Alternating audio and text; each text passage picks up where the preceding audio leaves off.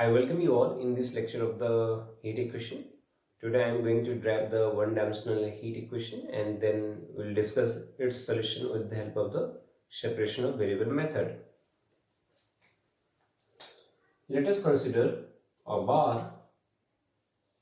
Say this is your x-axis and this is your t-axis, and suppose that let us consider a bar, say this bar OA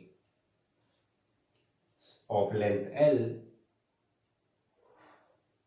Say here the length of the bar is L, and let us consider a small element P, Q, Q dash, P dash of the bar.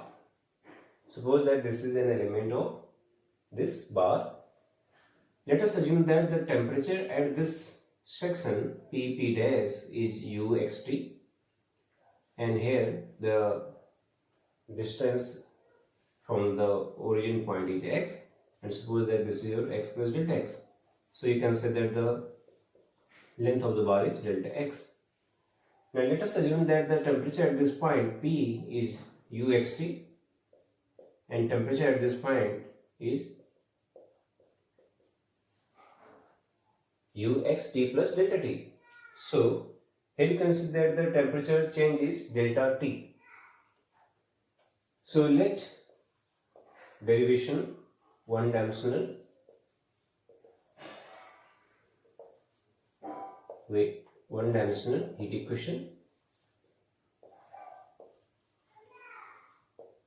Derivation of one-dimensional heat equation. Derivation of one-dimensional heat equation. So let us assume that, let us consider a bar OA of length L and an element say PQ, Q dash P dash of the bar. Suppose that this is an element of this bar. Let uxt be the temperature at time t. Suppose that this is your temperature of the bar, say at point P. Let uxt be the temperature at point P and at time t. Now we make the following assumption. Let us have the following assumption. The first one is suppose that the bar is homogeneous. Bar is homogeneous means the mass per unit volume of the bar is fixed. So the mass, the bar is homogeneous. Say this is your first assumption, that is mass per unit volume of the bar is constant. Suppose that this is your first assumption, and let us assume that there is no loss of heat through the sides of the bar due to your conduction or radiation. So that means sides of the bar are insulated. That is, no loss of heat through the sides of the bar. Suppose that there is no loss of heat through the sides of the bar due to convection or radiation. Suppose that there is no loss of heat through the sides due to convection or radiation. Then we know that the rate of heat flow through any section of the bar, we know that the rate of flow through any section of the bar is directly proportional to the area and the temperature gradient of the bar.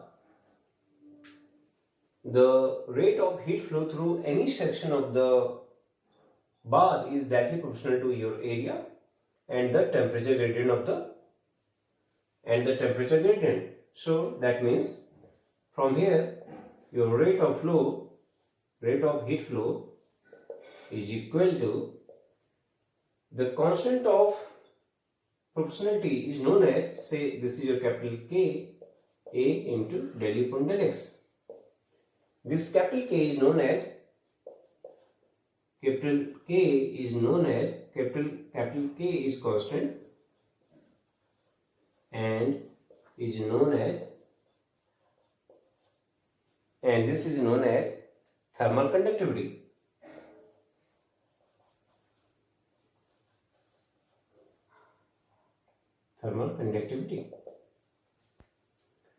So this is the rate of heat flow through any section. So from here you can see that R1 equal to rate of heat flow through the surface PP dash is equal to capital K into A into del U upon del X at your X. Now here you can see that we will have a negative sign because we know that heat always flows from the highest value to the lowest value. So as heat flows from highest to lowest, so we will have the negative sign. So this is your heat through this section PP dash, and similarly R2 rate of heat flow through QQ dash will be minus Ka into del U upon del X at X plus delta X at this point, X plus delta X. So this is your rate of heat flow through this QQ dash. Now the heat retained by this element P, Q, Q dash, P dash will be the heat retained by P, Q, Q dash, P dash is equal to,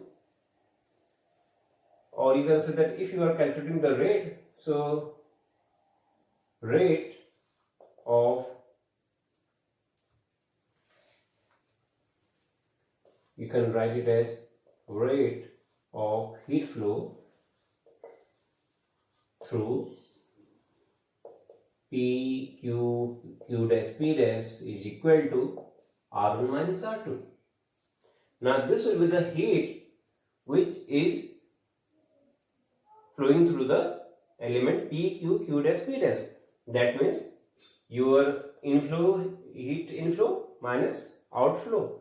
So your R1 is this one and R2 is this one. So this will be your Ka del U upon del X into this value at X plus delta X minus R1. R1 is this one at X plus delta X. So this is the rate of heat flow through this element P, Q, Q dash, P dash. Again,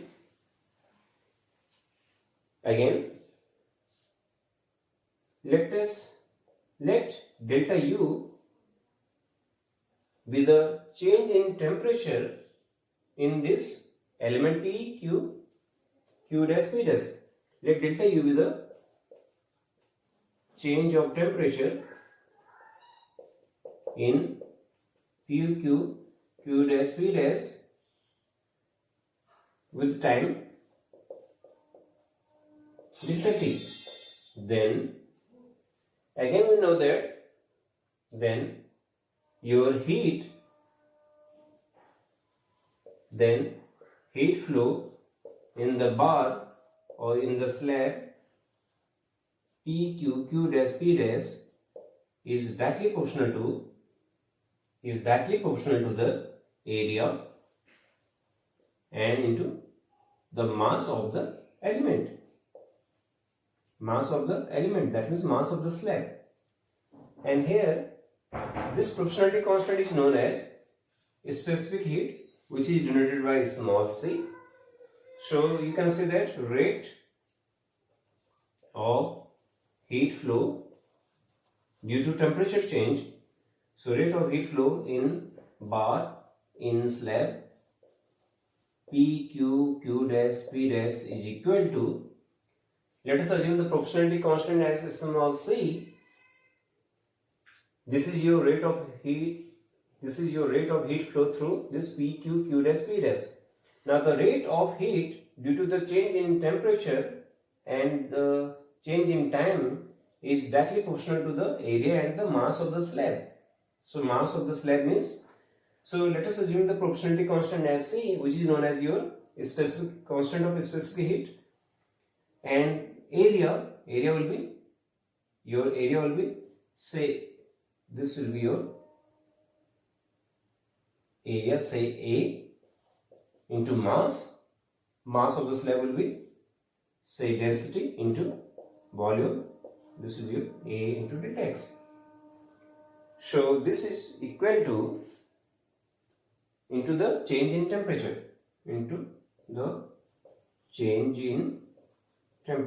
So this will be your into delta U.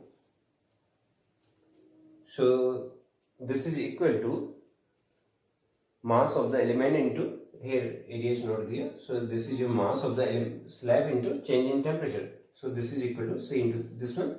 So or we can write it as C into rho into A delta X into delta U, where C is known as specific heat flow. Now these two are equal to each other, so we have, thus we can write this value C0. Now its rate will be, so rate of heat flow, from here we can say the rate of heat flow due to change in temperature will be C rho A delta X into delta U upon delta T. So this will be your rate of heat flow. Now this rate of heat flow will be equal to this rate of change of heat flow.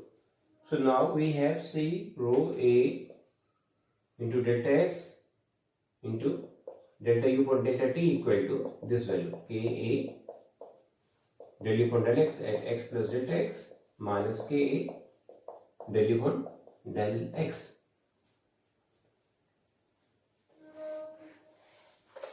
So from here we can write it as, now this A is cancelled out, so we can write it as C rho into del U upon del T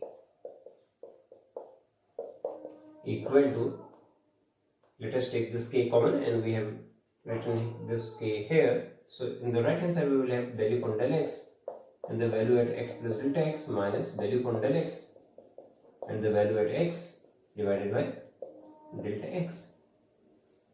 Now let us take the limit delta X tends to 0 and delta T tends to 0. Then in the left hand side we will have C rho upon K limit delta T tends to 0. This will be delta U upon delta T, and in the right hand side we will have delta X tends to 0 del U upon del X at X plus delta X minus del U upon del X at X divided by delta X. So here you can see that this is the definition of the derivative. So one derivative is there and again we are differentiating it. So this will be your double derivative. So we can write it as delta upon del X2. And on the left hand side we have 0 upon K into del upon del T. So from here, your del upon del t will be, so del upon del t will be k divided by 0 into del upon del t. Let us take this k upon 0 as a constant. Say this is your small k. In the right hand side we have this one is del t upon del x2. Del upon del t equal to k upon 0 into del t upon del x2. So from here, if you take this one as small k, then your small k is equal to capital K upon 0. So this equation is known as one-dimensional. This equation is known as your one-dimensional. This is known as one-dimensional wave, one-dimensional heat equation.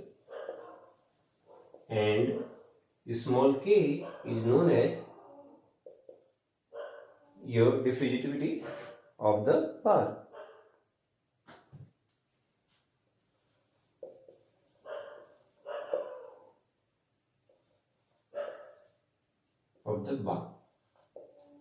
So this is your one-dimensional heat equation. Now let us find out its solution with the help of your variation and separable method. Separation of variable method. So solution of one-dimensional heat equation. So we have the equation del upon del t equal to small k del t upon del x2. As here you consider your u is a variable of x and t, so we can write u as x into t, where my x is function of small x and capital T depends on the time small t. So we can also write it as x into t. So your del upon del t will be x t dash and del t upon del x2 will be x double dash t. Therefore, by 1 we have x double dash x t dash equal to k x double dash t. So from here we will have t dash upon small k, t equal to x double dash upon x.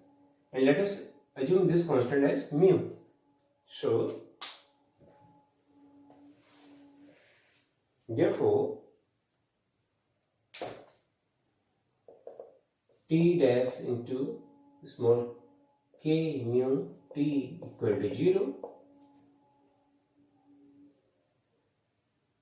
and x double dash minus mu x equal to 0. Now let us consider the following cases.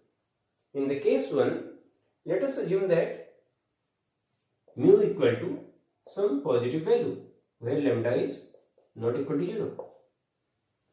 So here you can see that your mu is greater than 0 because we have the power lambda square.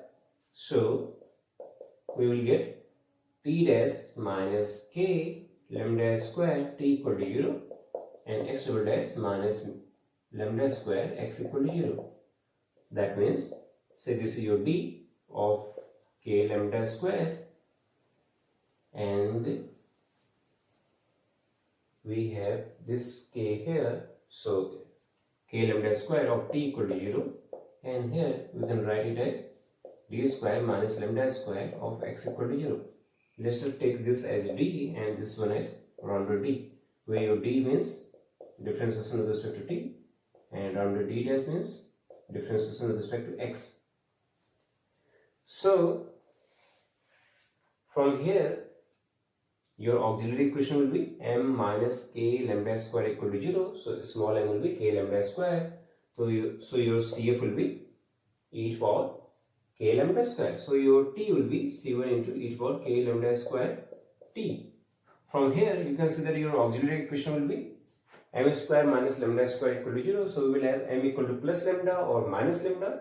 So your answer will be c1 e to power lambda x plus e to the power minus lambda x. So from here we will have Cf equal to, or x equal to C1. We have already used C1, so this will be a C2 e to power lambda x plus C3 e to power minus lambda x. So your solution is u equal to x into t. So this will be your C1 e to power k lambda square t into C2 e to power lambda x plus C3 e to power minus lambda x. So from here we will have, let us take this C1 inside. So this will be your k lambda square t. C1 plus C1 into C2 can be written as a plus another constant b. So this is your one solution. This is your one solution of the one-dimensional wave heat equation. Case 2. Let us assume that mu equal to 0. Let us assume that mu equal to 0. So if mu equal to 0, then your t dash will be 0 and x double dash will be 0. So on integration you will get t equal to c1 and x double dash equal to c2x plus c3. So your solution will be, your solution is u equal to xt, that means c1 into c2x plus c3. So from here you can see that your c will be some ax plus b. So if mu is 0, that means when t dash is 0, that means when del t upon del small t, this is when your del t upon small t is 0. Here you can see that your t dash is 0, that means del t upon del small t is 0. That means your temperature does not depend on time. Let us consider the case 3. In the case 3, let mu equal to, let mu is negative and mu equal to minus lambda square, where lambda is not equal to 0. Suppose that this is your case 3. Therefore, we will have d, I think d plus, earlier we were having t minus lambda mu. So now your lambda mu is lambda square, so this will be k lambda square of t equal to 0, and then your d dash plus lambda square of x equal to 0. So this was your d and that will be your d dash.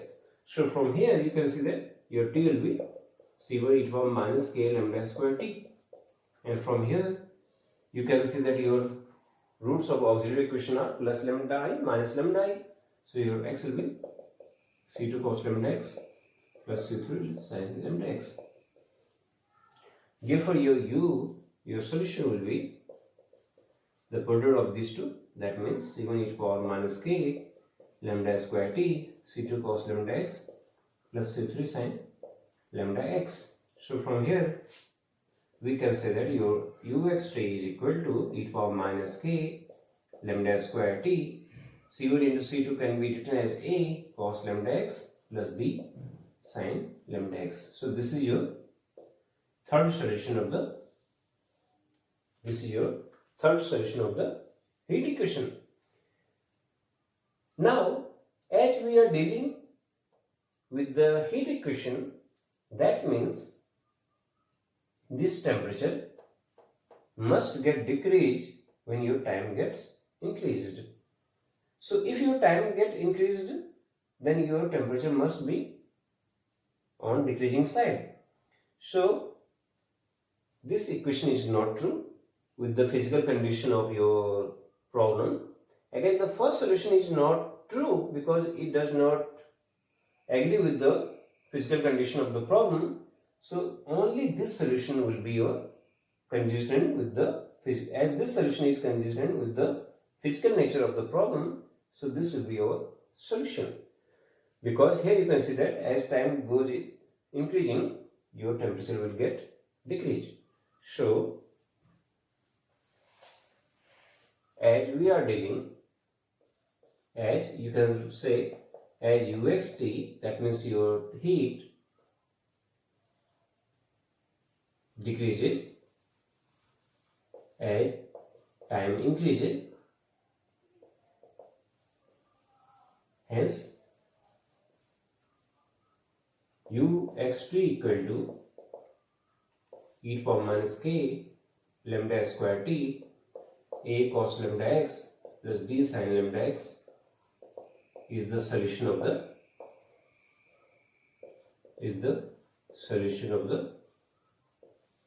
heat equation. So this is your required solution.